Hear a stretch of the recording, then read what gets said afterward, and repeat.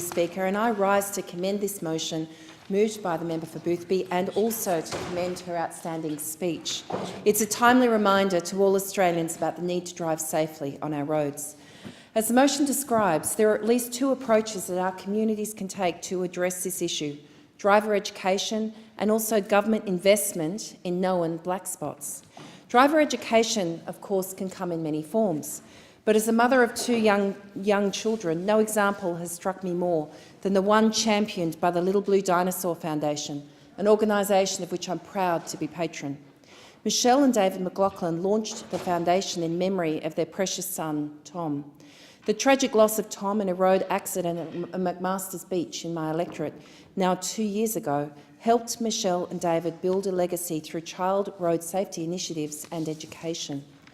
In their own words, Tom was a vibrant and loving young boy with a zest for life and an unforgettable smile. He loved to draw blue dinosaurs, an image that's now the logo for his foundation. Tom's message, "Slow down, kids around," is now written in colourful writing at signs on beaches and alongside some of our busiest roads on the Central Coast. And I'm sure it's sinking in, Madam Deputy Speaker, because my own two young children, Oscar and Molly Joy, have both stopped in front of busy traffic on two separate occasions because they remembered the Little Blue Dinosaur and its message. I'd like to see the "Slow down, kids around" signs displayed right around the country one day, especially if it means safer roads for families and young children. Other driver education methods can be more direct. For example, I've met with Ronak Shah and Luke Wall from the Academy of Road Safety in my electorate. Their focus is to reach as many high school students as they can to receive training in knowing what to do if faced by an emergency situation behind the wheel and to understand the reasoning behind the speed limits. I'd encourage our young people to consider courses like this, in particular, as the member for Boothby has outlined, for our young men. The New South Wales member for Terrigal, Adam Crouch, has also been a strong advocate in this area, and I'd like to commend his leadership in helping make sure more young people are getting the training they need to stay safe on our roads. Two recent devastating fatal incidents in my electorate this year have demonstrated why this is so urgent. Firstly, teenager Jackson Williams died on Willoughby Road at Wamberal. Jackson was a backseat passenger in a car that left the road, hitting a power pole. Local resident Lindy Hewitt started an online petition that's attracted more than 5,000 signatures and was presented to the Minister for Infrastructure and Transport here at Parliament.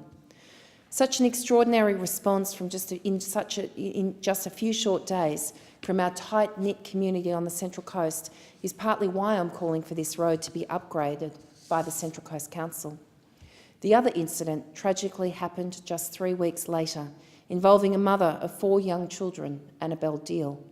Aged in her early 30s and a pedestrian, Annabelle died after being struck by a car outside the Cowrie restaurant in Terrigal. I've also nominated this stretch of the scenic highway for consideration for black spot funding and recently held a community morning tea in Terrigal to hear more stories from locals about why this road, which is not a highway in the strictest definition of the word, but a suburban street, must be addressed. We still have more work to do with the Council and with our community to ensure that we do get the right traffic solutions in both locations. But I welcome the response here from Central Coast Council, who announced they will reveal preliminary plans for the scenic highway at a public meeting to be held in the coming weeks.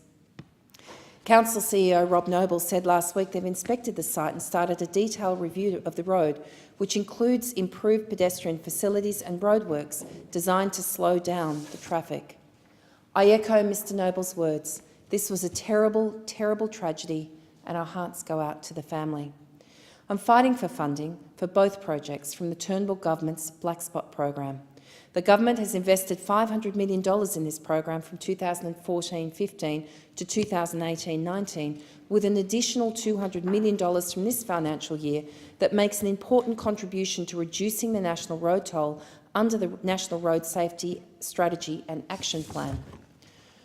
More than $2.7 million has already been delivered in my electorate since 2013, including fixing dangerous black spots at East Gosford, Greenpoint, Umina Beach, Gosford, Woy Woy, Narara, Kincumber, Mooney Mooney, Patonga, Avoca Beach and Summersby.